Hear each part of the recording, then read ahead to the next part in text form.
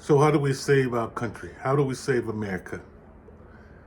I'm a former member of the Black Panther Party from 1967 to 1971.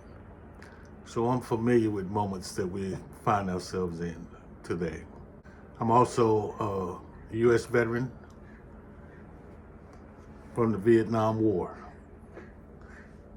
But I'm speaking today as an American citizen who lived through moments that we find ourselves in. I'm not here to scare you. I'm here because I recognize the pattern. And patterns don't warn you when they repeat. Where's America right now, today? Right now, families in America are just being torn apart by force of ICE and other law enforcement agencies. The armed federal agents are entering communities like occupying forces.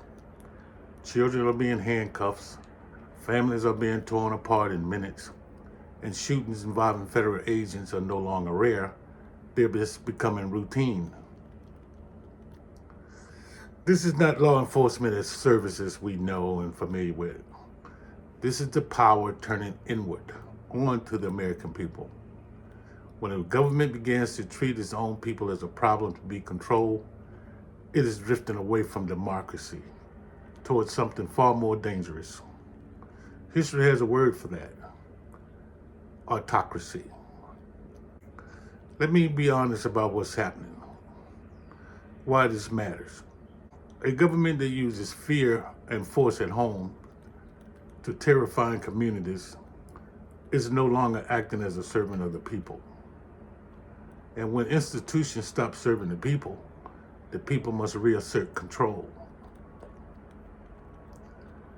Here is what many Americans have forgotten. The Black Panther Party and the Civil Rights Movement did not create change by accident. They did not just march to be marching. We organized, we coordinated, we focused pressure. Every protest had a target. You must have a target. Every action must have a demand. You're marching because it's something that you want and you expect to get it from your participation in the march and expecting that the government is going to provide it, what you're demanding. So we targeted police departments, we targeted courts, we targeted city halls, and we also targeted businesses that was directly involved in the injustice we felt was being inflicted upon us. We staged sit-ins, organized, planned. We staged stand-ins, organized, planned. We had boycotts to stop commerce. Every march, every protest must have an objective. And you must be focused on that objective and have strategy to achieve that objective. If you don't have any strategy, you don't have a plan. So you're just planning to fail. But everything that you do, everything that you protest, every time you march, it must be nonviolent. If it's not nonviolent, you're just creating chaos. You're just making noise. So by having organization, focus, strategy, and goals, you can achieve the objective, which is to save our country. That is how institutions are forced to change, not chaos. So the politics are failing for this moment. Why the politics fail us? Is because politicians believe only in courts and procedure. It's not their fault. They're trained to think that way. But the courts move slow, and we don't have that kind of time. It takes months before a court can get through a ruling. And so those in Washington that creating these laws that daily they break constitutional norms themselves. But they expect for us to adhere to those constitutional norms and those constitutional laws when they're not even doing it themselves. So doing only what the other side does not respect. That's what we're doing. We're just doing what they don't respect. That's not a strategy. That's paralysis. You're not going to move forward. You're only going to move backwards, or you're going to remain in the same place.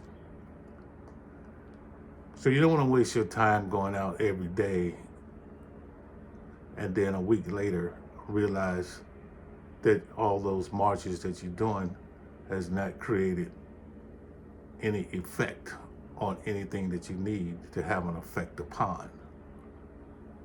In the 60s and 70s, something decisive happened inside the U.S. military. You won't see this on TV. You never seen this in a movie. You never read it in a book because it's not really talked about. Okay, but the United States didn't lose the war because of the Vietnamese. The U.S. Army, well, if we want to say they lost the war, but they didn't fight any efficient wars they could have fought because there was dissension in the ranks. The soldiers began to question unjust authority, not because they lacked courage, but because their conscience demanded it. And what triggered that shift in those soldiers? Those soldiers began to receive letters from home. Their loved ones was writing them, informing them of the problems and the oppressions and the racial issues that was occurring in America as the civil rights movement inside the country was at its height. And those civil rights movement letters from the loved ones affected the soldiers, and the soldiers' response wasn't conducive to what military rule. So those letters was very powerful. The letters was not angry. There was none threatening, but they were clear.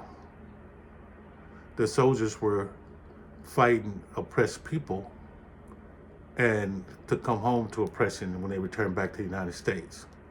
So the letters weakened the blind obedience of the soldier. So the soldier didn't just take the illegal orders he was given anymore. He reacted to what was happening to the people that he loved back home. So the soldiers began to think. Like I said, you won't see this in a movie. It's not really talked about, not written about. You won't find it unless you talk to a Vietnam veteran. Okay, so today, the weapon that we need is not a letter, but we have a more powerful weapon. And that weapon is the internet. Your texts, your emails, calm conversations with people you love who wear uniforms. Send them texts 5-10 times a day, letting them know that their oath is to the Constitution. It's not to the politics. It's not to anyone that wants you to cause harm to the American people. We need to take our army back. We pay the taxes. We pay their salaries. It's ridiculous for us to just sit in fear, paying for someone that's causing you that fear, when that someone is your loved one or a loved one of an American that's living in the fear. Now, how ridiculous does that sound? So these men and women in law enforcement and the military, they are not the government. They are sons and daughters, our mothers and fathers, our brothers and sisters. And if anybody could sway them to do what's right, it definitely will be a family member. But like I say, I've seen it happen. I've lived it. I know it can happen. It happened in Vietnam. Their first loyalty is not to Washington. It is to you, their family member. You raised them. So it's to consciousness. They're conscious. And they'll respond. This is how we take our country back. We don't have to go out into the streets. We don't have to go having our lives threatened by ICE. We just have to use the weapon that we have. The most powerful weapon that we have at home is the internet and our phones to text our loved ones and tell them. We have 2 million, over 2 million man military and millions of law enforcement personnel. And if we look at each one of those members having at least 10 family members who love them, and they're getting emails and texts from them daily. So this is over 100. If you're looking at only 10, that's over 100 text messages a day. If each one is texting at least 10 times a day. That causes a problem for the military. The soldiers began to talk to one another. They began to think about what's happening in our country. And it's a country that they too love themselves. So it becomes a narrative and a conversation amongst the ranks. And people's consciousness will tell them how they need to react and respond. So what it does, we just target nonviolent pressure on institutions, combined with daily moral contact within them to our loved ones. One conversation, one message, repeated, coordinated. This does not cause chaos. This is focus. This is not insanity, and it is not madness. This is sanity restoring balance. If we Americans act together, calmly, lawfully, and with purpose, we can stop this. We can save America. Former Black Panther, we'll talk later. Power to the people.